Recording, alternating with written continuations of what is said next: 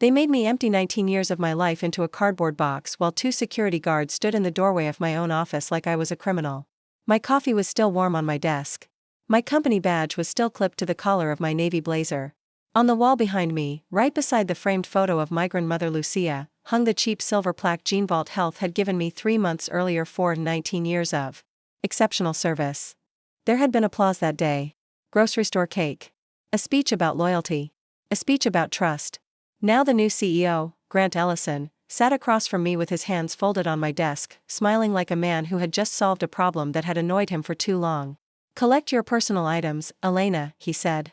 "Your special relationship with clients is no longer necessary." The words landed slowly. Not because I did not understand them, but because I understood them too well. I looked at Grant's tailored charcoal suit, his perfect watch, his bright white teeth. Then I looked at Brenda Cole, the head of HR, who stood beside him with a blue folder pressed against her stomach. Her eyes were fixed on the carpet. I did not raise my voice. "What is the cause?" Grant leaned back in my chair.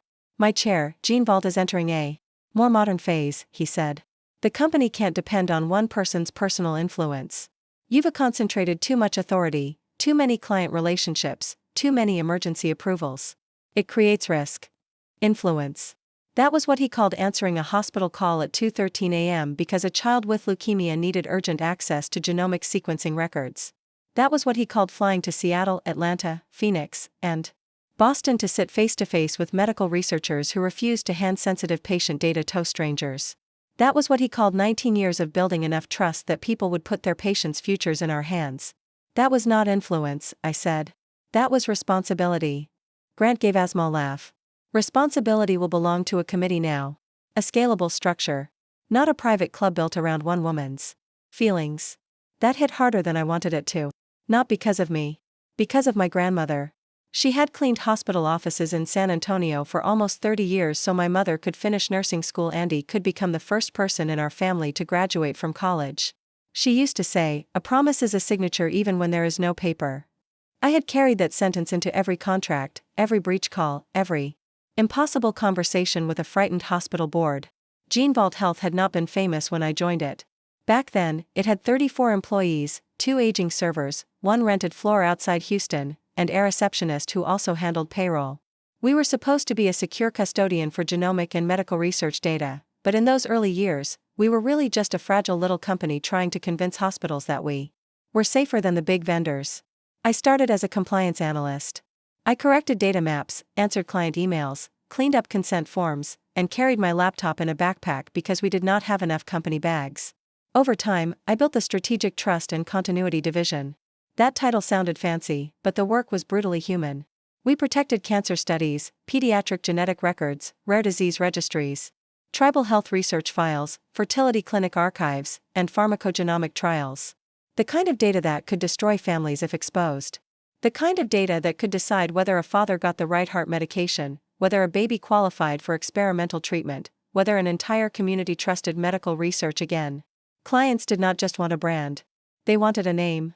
A person. A voice they recognized. When something went wrong.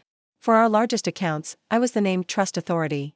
That meant no emergency access change, critical release, incident response, or protocol transition could happen without notice to me or my written approval. It was not because I wanted power. It was because clients demanded accountability. Grant never understood that. He arrived 3 months earlier after a private equity group acquired GeneVault. For a number so large that employees whispered it in the break room like a ghost story. Grant was 42, educated at business schools where people learned to say, optimize, in front of things they had never actually done. On his first day, he told us we needed to productize trust. I knew then he was dangerous. For 3 months, he tried to split my accounts among rotating teams. The hospitals got confused. The research groups got angry. The Lone Star Childhood Genome Network refused to accept a protocol update because it came from a coordinator they did not know. The Pacific Oncology Alliance called me directly and asked why 4 different GeneVault employees were sending conflicting instructions. The Tribal Health Research Council said they would freeze all data transfer if their named contact changed without council approval. I warned Grant in writing. "If you break continuity, contracts will collapse." He wrote back in 9 words. "The contracts are with GeneVault, not Elena Marquez." I stared at that email for a long time because it told me everything. Grant believed trust was a decorative ribbon tied around a legal document. He did not understand that, in health data, the ribbon was sometimes the only reason the box stayed closed. That morning, Brenda opened the blue folder. Your separation package includes 6 months of severance, medical continuation, and a confidentiality agreement. I'm not signing anything today. Grant's smile thinned. It is a generous offer. It is a gag order with health insurance. Brenda flinched. Grant did not. You have 30 minutes. Security will escort you to prevent disruption. The 2 guards looked embarrassed. One of them, a younger man with tired eyes, glanced at the floor like he wished he could disappear. I took the cardboard box Brenda handed me. It was too small, that insult felt almost funny. 19 years, and they gave me a box that could barely hold one shelf. I packed slowly. My grandmother's photo went in first. In it, she was standing in my old college dorm room, wearing a flowered blouse and holding a mop she had jokingly brought as a graduation gift. On the back, in her shaky handwriting, she had written, "Leave every room cleaner than you found it." Then I packed my black notebook, the fountain pen Dr. Meredith Ibarra gave me after our first contract with the National Pediatric Genomics Registry, and a small glass paperweight from St. Catherine's Children's Hospital. It had the hospital's motto engraved inside, "Every child is more than a case." My team watched through the glass wall. Diego, my senior coordinator, stood frozen near the printer. Priya had her hand over her mouth. Malcolm looked like he wanted to break something. None of them moved. They were good people with mortgages, kids, student loans, sick parents, and company laptops that could be shut off with one click. Grant stood as if he expected me to beg. I did not. At the door, I turned back and looked at the plaque on the wall. "Do you want that too?" Grant asked. "No," I said. "You can keep the part of me you understood." The younger security guard walked beside me down the hallway. Everyone pretended not to stare. That was somehow worse than staring. People lowered their eyes into screens, coffee cups, open drawers.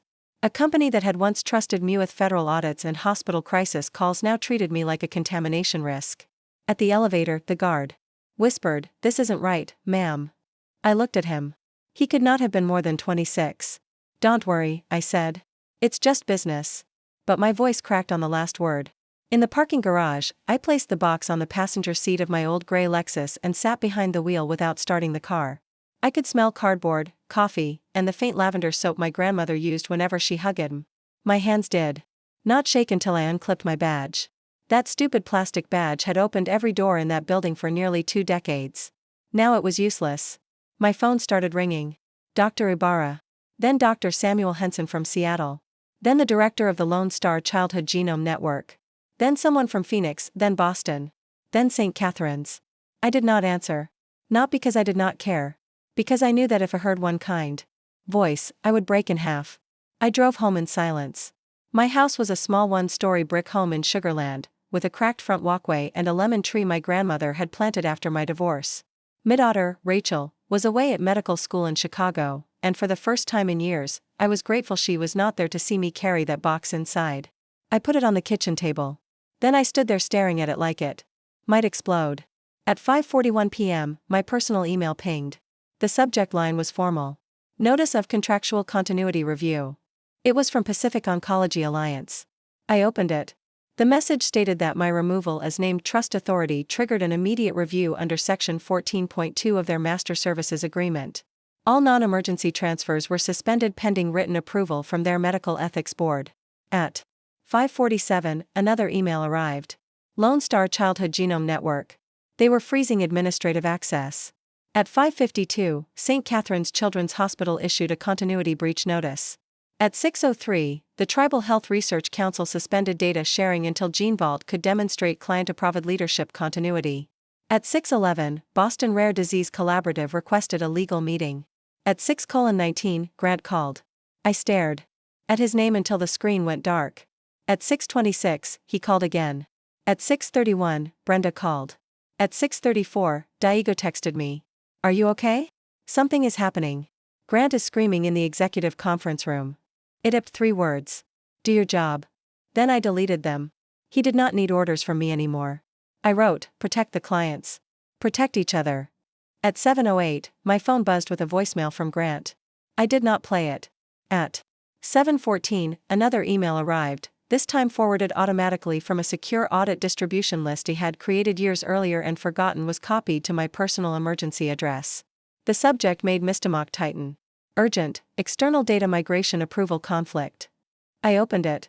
A new third-party analytics vendor, Apex Verity, had been granted preliminary access to a de-identified genomic dataset connected to 3 hospital research accounts.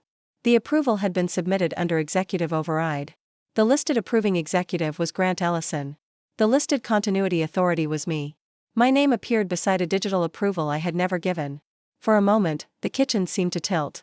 I read the alert 3 times, then I looked at my grandmother's photo on the table, at the woman who believed a promise was a signature even without paper. Somebody had used my name after throwing me out. At 7:22, Grant called again. This time, I answered. He did not say hello. "What did you do?" he snapped. I looked at the audit alert glowing on my screen. "I was about to ask you the same thing." He went silent. And that was when I realized my firing was not the disaster. It was the cover-up. By 7 a.m. the next morning, I had 63 missed calls, 118 emails, and 4 messages. From Rachel asking why a hospital attorney had called her looking for me. I sat at my kitchen table in the same blouse I had worn the day before. My coffee had gone cold. My grandmother's photo leaned against a bowl of lemons, watching me with that patient expression she used whenever I was about to do something brave and inconvenient. The emails were not emotional. They were worse. They were formal. Pacific Oncology Alliance suspended a contract worth $38 million a year. Lone Star Childhood Genome Network froze all non-emergency data access. The Tribal Health Research Council invoked sovereign data protection terms. St. Catherine's demanded written assurance that no child's genomic records had been transferred to Apex Verity. Boston Rare Disease Collaborative put all payments on hold. Grant called at 8:12. This time, I answered. "What the hell did you do?" he shouted. "I made coffee. Do not play games with me." 14 clients issued notices in less than 24 hours. That happens when you fire the person their contract's name is trust authority. You manipulated them. I have not spoken to any of them. That is impossible. No, I said. It is inconvenient. He breathed hard into the phone. I could picture him pacing in his glass office, tie loose, jaw clenched. Surrounded by people who had told him trust was a soft asset. "I need you to fix this," he said. "I do not work for GeneVault. I can reinstate you. You had security escort me out. That was an administrative decision. That was a public humiliation." His voice lowered. "Elena, if you refuse to cooperate, this could become legally complicated for you." I almost laughed. "Are you threatening me because your clients read contracts you didn't?" He did not answer. So I continued. "And while we are discussing legal complications, why is my name attached to an Apex Verity migration approval?" The silence changed.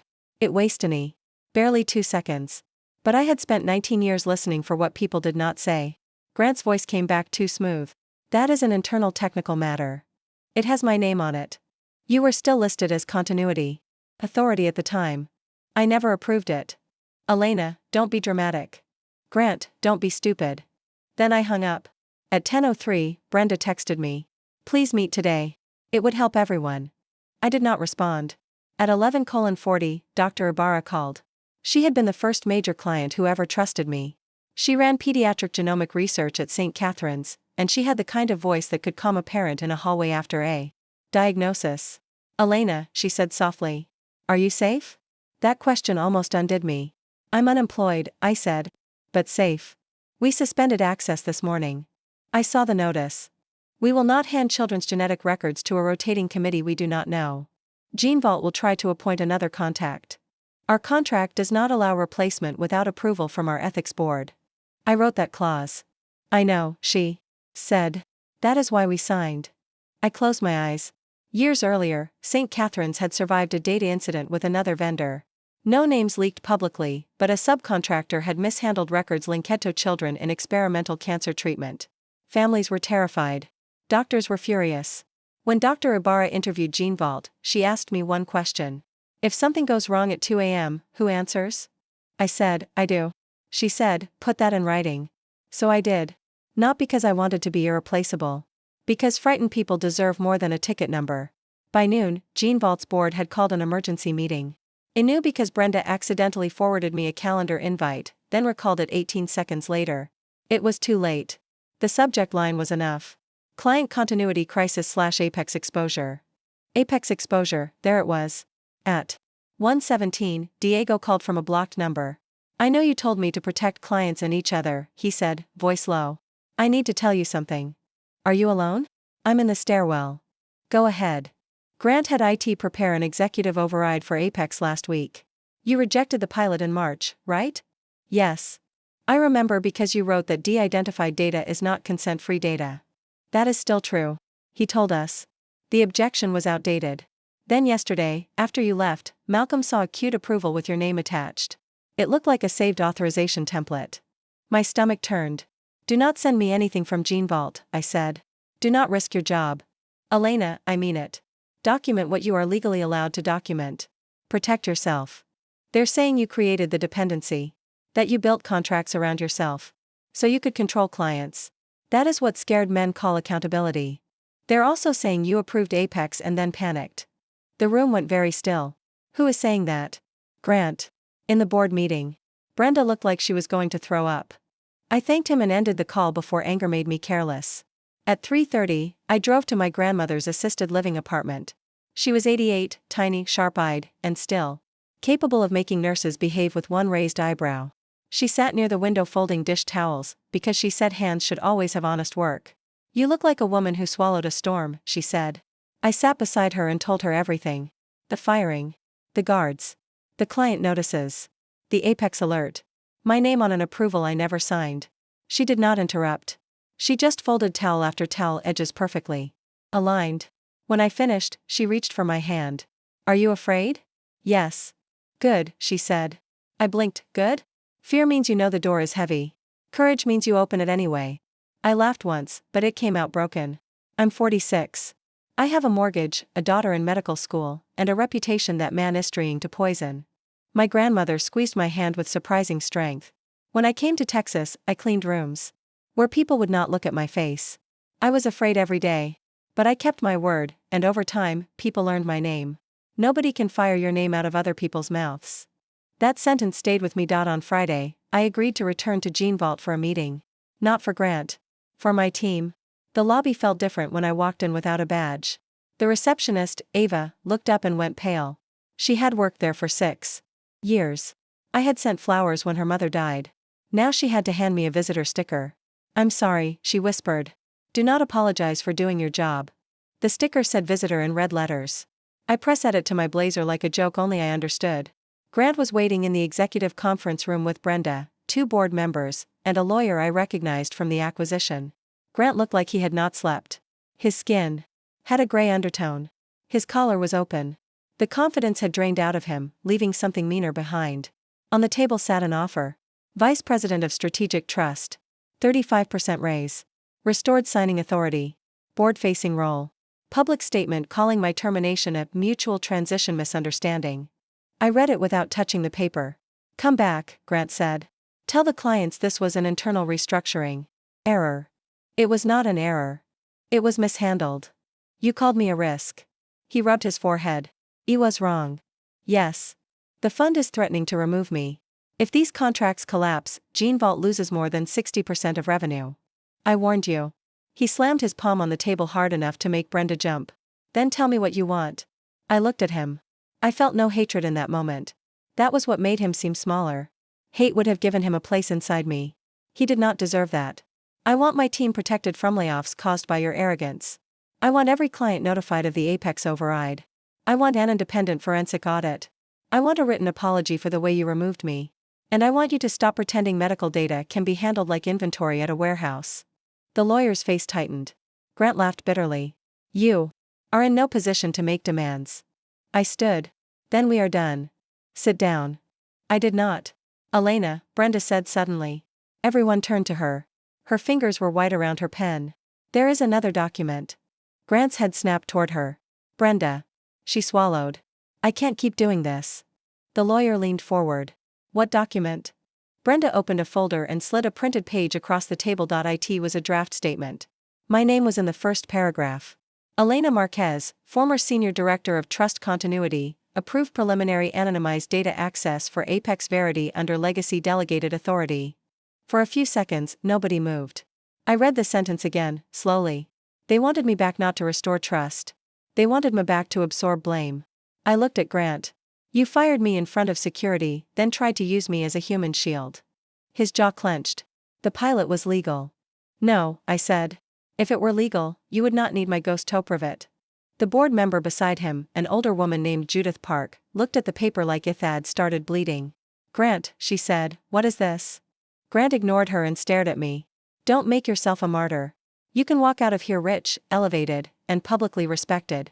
I walked out yesterday with a cardboard box. You can walk back in with power. I leaned over the table. My signature was never power. It was a promise. And you forged the promise. The room went silent. Then Grant said the stupidest thing he could have said. Prove it. I smiled then. Not because I had proof in my hand. Because he had just admitted he thought I needed it. I picked up my purse. Call your forensic auditor. Grant stood so fast his chair rolled backward. You do not get to destroy this company because your feelings were hurt. I stopped at the door and turned around. My feelings are not the problem. Your audit trail is. When I walked out, Diego was standing near the hallway with 3 other members of my old team. None of them spoke. They did not have to. That night, the cease and desist letter arrived. Jean Vault accused me of interfering with client relationships, misappropriating goodwill, and creating contractual dependency for personal leverage. It demanded that I stop communicating with all Jean Vault clients. I printed it, placed it on the kitchen table, and read it beside my grandmother's photo. Then I opened my black notebook. For 19 years, I had written down lessons from every crisis. What failed? What saved us? What clients needed before they could trust again? I had never written a business plan. I had written something better without knowing it. A map. At 11:58 p.m., Dr. Ibarra called again. Elena, she said. We don't want another vendor. I am one person with a cardboard box. Then build a company. That is not how procurement works. It can work if 7 institutions issue letters of intent and require continuity under your leadership. I stopped breathing for a second. Meredith. I am not doing you a favor, she said. I am protecting my patients. After we hung up, another call came from Seattle. Then Phoenix. Then Boston. Then the Tribal Health Research Council. They all said some version of the same thing. They did not want cheaper storage. They did not want a prettier dashboard, they wanted someone who answered when the stakes were human. At 1:23 a.m., Rachel called from Chicago. Mom, she said. Half asleep and terrified, are we about to be poor? I laughed for the first time in 2 days. Maybe temporarily. That was not comforting. I know. Are you okay? I looked at the cease and desist letter, my black notebook, the lemons on the table, and my grandmother's photo. No, I said. But I think I know what I'm building next. At 1:47 a.m., I typed 3 words at the top of a blank document, Marquez Genomic Trust. Then my phone pinged with an email from an address I did not recognize. The sender was inside Apex Verity. The subject line was only 4 words. Your name was used. The email from Apex Verity did not contain an attachment. That made me trust it more. People who understand legal danger do not send stolen files to strangers at 1:47 a.m. They send breadcrumbs. The message was short. I worked on the Jean Vault pilot, your objection was discussed. Leadership said they had resolved it. After your termination, your name appeared on an approval packet. I do not believe you authorized it. Ask for the version history on GV Apex, Prelim, Access, Form 7B. Ask who logged in through executive admin at 4:16 p.m. No signature. No title. No phone number. Just that. 4:16 p.m. At 4:16 p.m. on the day I was fired, I had been in the parking garage, sitting in my car with my badge disabled and my life in a cardboard box. Grant had not just misunderstood my job. He had timed my removal. The next morning, I hired a lawyer. Not the kind with a billboard smile and a radio jingle. I hired Denise Walker, a former federal health data prosecutor who wore plain black suits and asked questions like she was laying bricks. She read the cease and desist, the client notices, the Apex alert, and the anonymous email. Then she looked at me over her glasses. Do you want revenge or protection? I thought about it, both, but in that order only if I'm stupid. She nodded once. Good. We protect you first. Revenge is what facts do when they are well organized. That became our rule.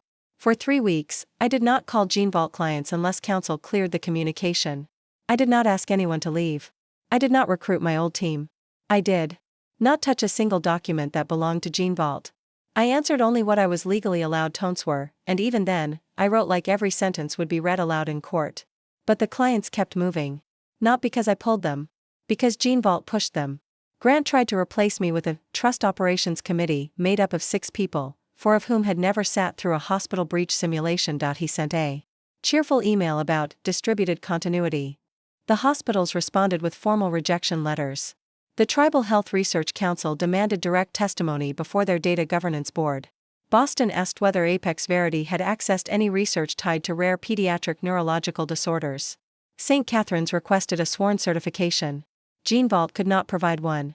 At the same time, Judith Park, the board member, who had seen the blame statement, quietly ordered an outside forensic review.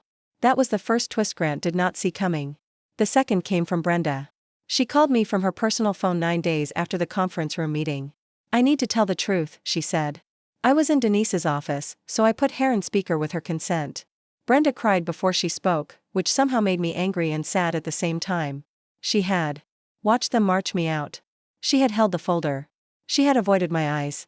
"Grant told me the termination had to happen before the Apex packet moved," she said. "He said Elena was emotionally attached to legacy clients and would block innovation. He said the fund wanted a cleaner structure before the next valuation."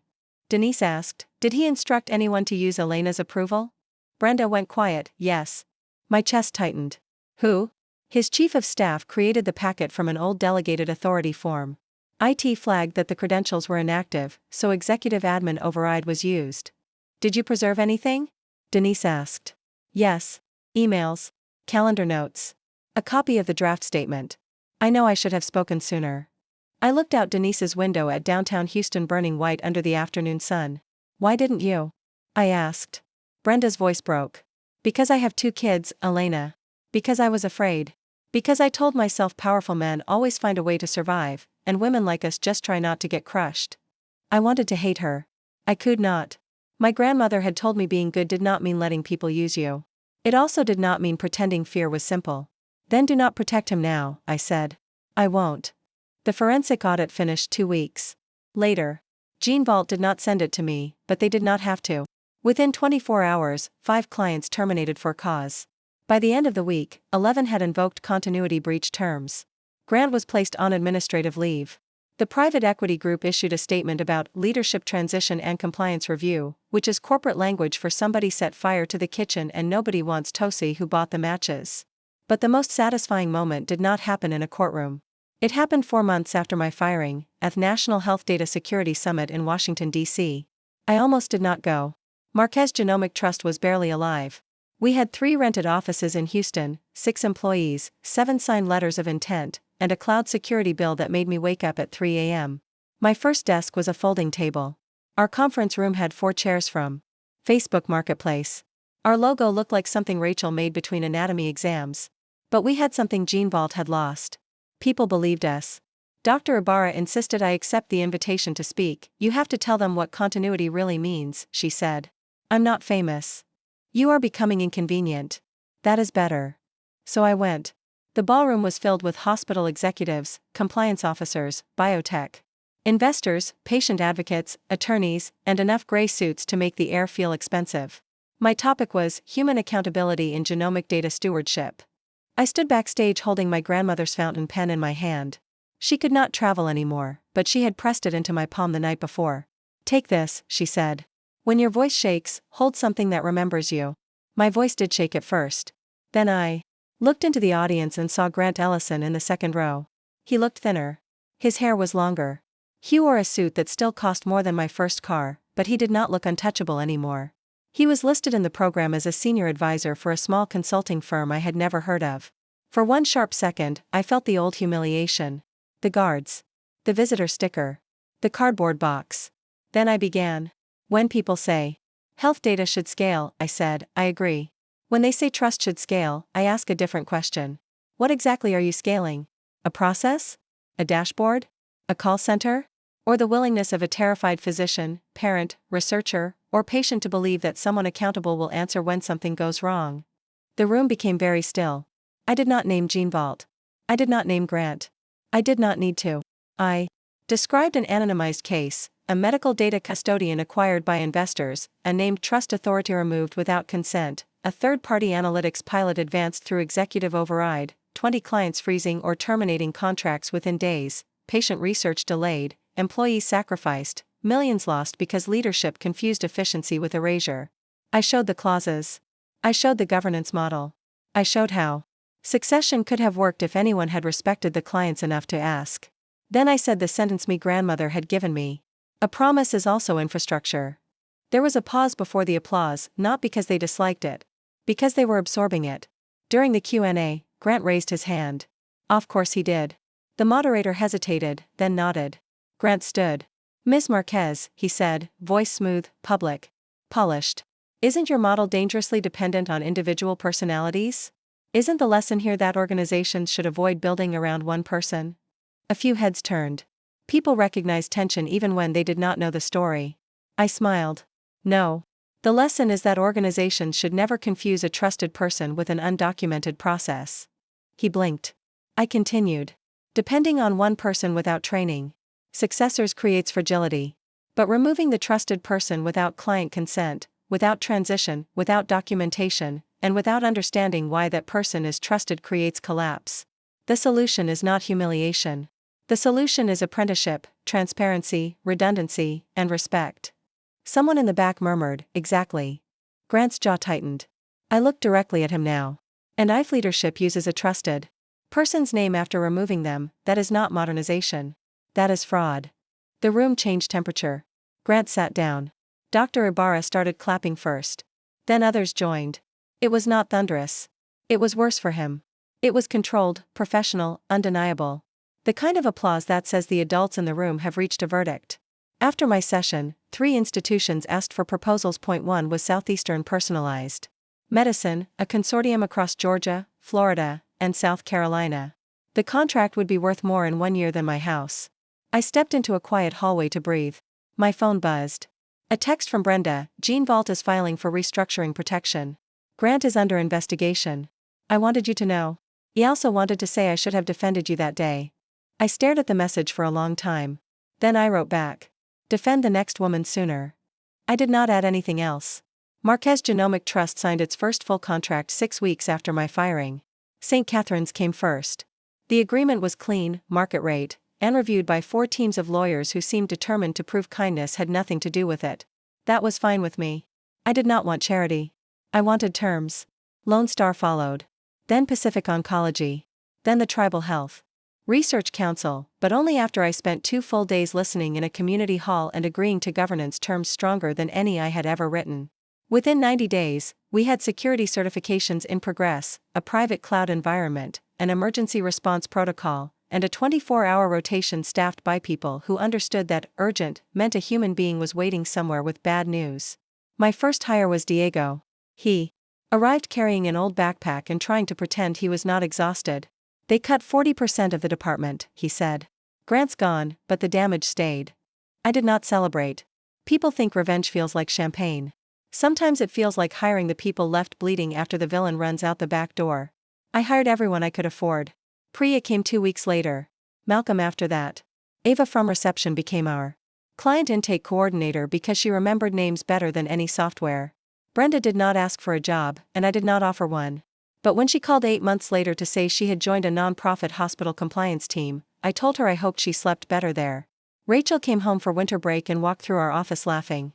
Mom, why does your $1 million data company have 1 microwave and 3 mugs? Because the 4th mug broke.